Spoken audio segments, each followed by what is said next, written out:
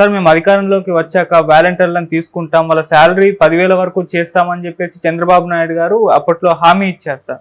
కానీ అధికారంలోకి వచ్చిన తర్వాత అసలు వాలంటీర్ల ఊసెత్తలేదు, వాళ్ళు ఇప్పటి వరకు ఎటువంటి నిర్ణయం అయితే తీసుకోలేదు.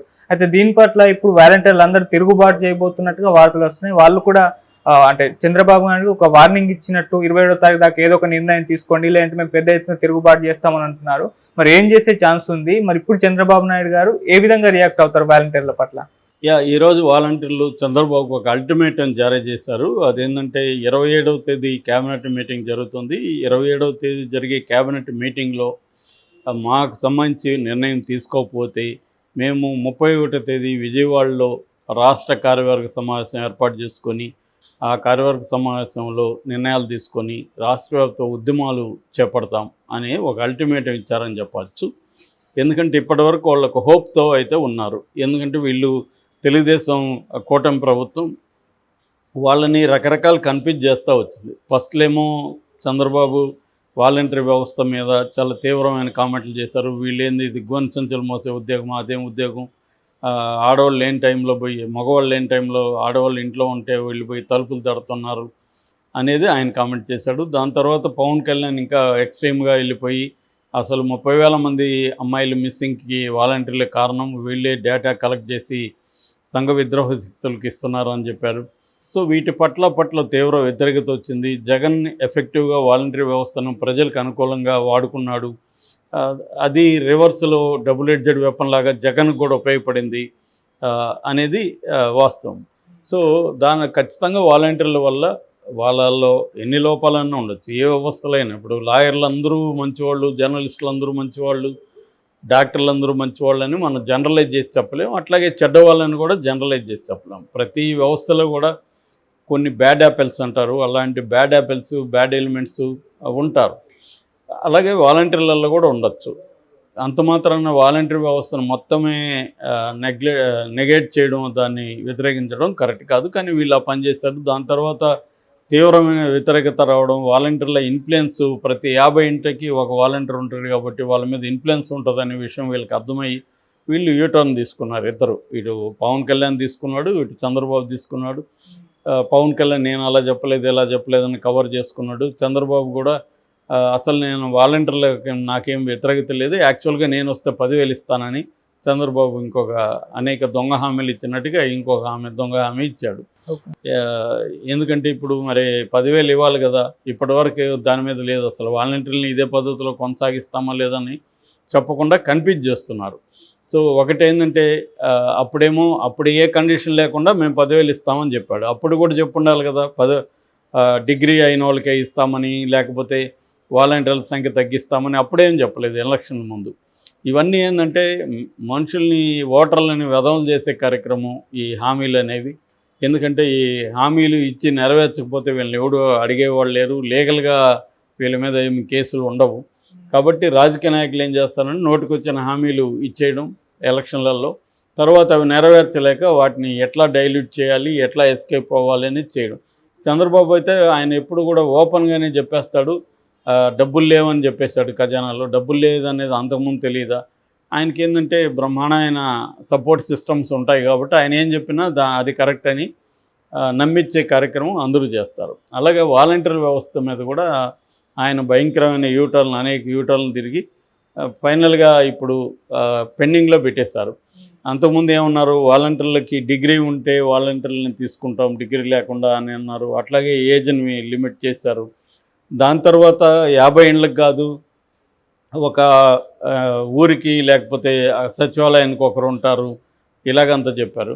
ఫైనల్గా వాలంటీర్లు లేకుండానే సచివాలయ సిబ్బంది, ఇతర సిబ్బంది ద్వారా 2 నెలలు పెన్షన్లు కూడా ఇచ్చేశారు. నెక్స్ట్ మంత్ కూడా వచ్చేస్తుంది. ఇప్పటికి కూడా వాలంటీర్ల మీద ఏ రకమైన అంటే ముందు నుంచి ఏంటంటే చంద్రబాబు ప్లాన్ వాలంటీర్ లేకపోతే ఏమీ నష్టం జరగదు అనేది ప్రూవ్ చేయదలుచుకున్నాడు.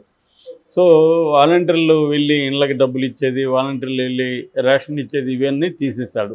ఇప్పుడు జగన్ పెట్టిన రేషన్ బండ్లు కూడా తీసేశాడు. ఇప్పుడు మళ్ళీ పాత పద్ధతిలో రేషన్ షాప్ ముందు మళ్ళీ క్యూలలో ప్రజలు నిలబడి తీసుకోవాలి. సో ఇలాగా చంద్రబాబు వాలంటీర్ల విషయంలో కూడా ఖచ్చితంగా ఒక దొంగ హామీ ఇచ్చి దాన్ని నెరవేర్చకుండా ఏవో సాకులు చెప్పుకుంటూ నడుస్తున్నాడు. వాలంటీర్ వ్యవస్థ ఉండదని ఒక నాయకుడు చెప్తాడు, ఉంటుందని ఒక మంత్రి చెప్తారు. ఇలా కన్ఫ్యూజ్ చేస్తున్నారు. ఇన్ని రోజులు వీళ్ళు ఆ, ఓర్చుకున్నారు. సరే ఏదన్నా చేస్తాడేమో అని ఒక హోప్ ఉన్నారు. ఈ 10,000 కూడా వాలంటీర్ల మీద పనిచేసింది బాగా. అందుకని చాలా చోట్ల వాలంటీర్లు కూడా తెలుగుదేశం కూటమికి ఓట్లు వేయించారు. ఎందుకంటే 10,000 వస్తుంది మనకని. ఎందుకంటే ఎవరికైనా ఇవాళ పొలిటికల్ లాయల్టీ అనేది రాజకీయ నాయకులకే లేనప్పుడు వాలంటీర్లకు ఎందుకు ఉండాలి లాయల్టీ?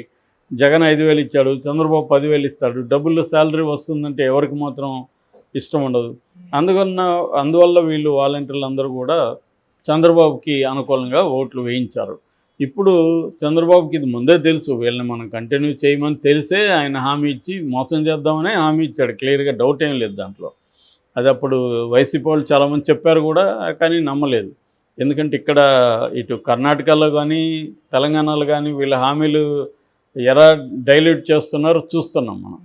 ప్రతిదీ ఇస్తున్నట్టు డ్రామా ఆడుతున్నారు కానీ ఏది ఇవ్వట్లేదు. అక్కడైతే కర్ణాటకలో అయితే చేతులు కూడా ఎత్తేసారు వాళ్ళు, మా వాళ్ళు కాదని. అదే జరుగుతుంది ఇక్కడ కూడా. సో ఇక్కడ ఏంటంటే తక్కువ డబ్బులు ఖర్చు అయ్యే ఫ్రీ బస్సు లాంటివి మాత్రం అమలు అవుతున్నాయి. రైతు రుణం అది ఎట్లా అమలు కావట్లేదు అనేది బీఆర్ఎస్ వాళ్ళు, బీజేపీ వాళ్ళు తీవ్ర విమర్శలు ఇక్కడ చేస్తున్నారు. ఇదే పద్ధతిలో అక్కడ కూడా వాలంటీర్లకి వ్యతిరేకంగా చంద్రబాబు ఒక ప్లాన్డ్గా ఆ వ్యవస్థను ఎలా నాశనం చేయాలి అంటే, చంద్రబాబుకు ఉండే బలం ఏంటంటే ఆయన ఒక పని చేయాలనుకుంటే దాన్ని సపోర్ట్ చేసుకుంటూ, ఎస్టాబ్లిష్మెంట్ చేసుకుంటూ, ప్రజల అంగీకారాన్ని మౌల్డ్ చేసుకుంటూ వెళ్తాడనమాట. ఒక్కసారిగా చేయడు. చంద్రబాబుకి మిగతా వాళ్ళకు ఉన్న తేడా అదే. అలాగే వాలంటీర్లని వ్యవస్థని పక్కన పెట్టేయాలనుకున్నప్పుడు ముందు వాళ్ళు లేకుండా అన్ని పనులు జరుగుతాయని నిరూపించాలి.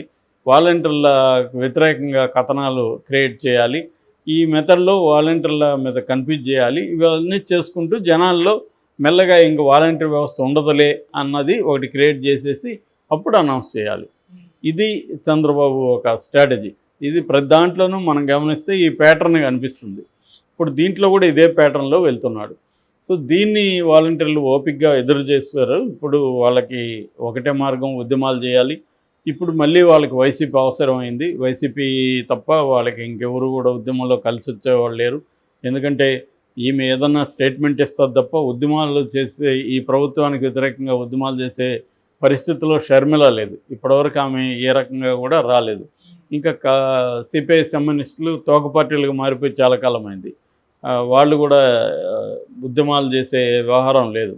ఏదో కొన్ని అనుబంధ సంస్థలు, సిఐటియు, ఏఐటిసి, ఇలా కార్మిక సంస్థలు, వీళ్ళు కొన్ని విషయాల్లో పర్వాలేదు. మొన్న కూడా అంగన్వాడీలతో సిఐటి వాళ్ళు ఈ రాష్ట్ర ప్రభుత్వానికి వ్యతిరేకంగా ఉద్యమాలు చేయగలిగారు కొంతవరకు. అటువంటి కొంత ప్రెజర్ చేయగలుగుతారు. కానీ వాలంటీర్లకి ఇంక వాళ్ళే ఉన్నారు కాబట్టి పెద్ద సంఖ్యలో వాళ్ళు కానీ రాష్ట్ర వ్యాప్తంగా గట్టిగా ఉద్యమాలు చేయగలిగితే ఖచ్చితంగా ఈ ప్రభుత్వాన్ని మెడలు వంచొచ్చు అన్నది వాళ్ళకి కలిగినట్టు ఉంది. ఇప్పుడు ఒక అల్టిమేటం ఇచ్చారు. 27వ తేదీ క్యాబినెట్ సమావేశం ఉంది. ఆ సమావేశంలో మా విషయంలో మీరు తేల్చకపోతే మేము 31 నుంచి ఉద్యమంలోకి వెళ్తామని చెప్తారు. వీళ్ళు ఏ స్థాయిలో ఉద్యమంలోకి వెళ్తారు, దీన్ని చంద్రబాబు ప్రభుత్వం తొక్కేస్తుందా, లేకపోతే తన హామీని నెరవేరుస్తాడా, ఒకవేళ నెరవేరిస్తే ఫుల్గా నెరవేరుస్తాడా, దాన్ని మళ్ళీ డైల్యూట్ చేసి తన పద్ధతిలో తగ్గించేసి ఇప్పుడు మారుస్తాడా అనేది. అంటే 2.5 లక్షల మంది వాలంటీర్లు ఉంటే ఫైనల్గా ఒక 50,000 మందికి ఎంతగా ఇస్తే వాళ్ళని చీల్చే కార్యక్రమం చేయొచ్చు. అట్లాగే నాయకత్వాన్ని ప్రలోభ పెట్టి వాళ్ళని చేయొచ్చు. సో ఉద్యమాలు ఎలా చేయడం అనే దానికి కూడా చంద్రబాబు 45 ఏళ్ళ అనుభవం ఉంది. కాబట్టి ఫైనల్గా వాలంటీర్ వ్యవస్థ ఏమవుతుంది అనేది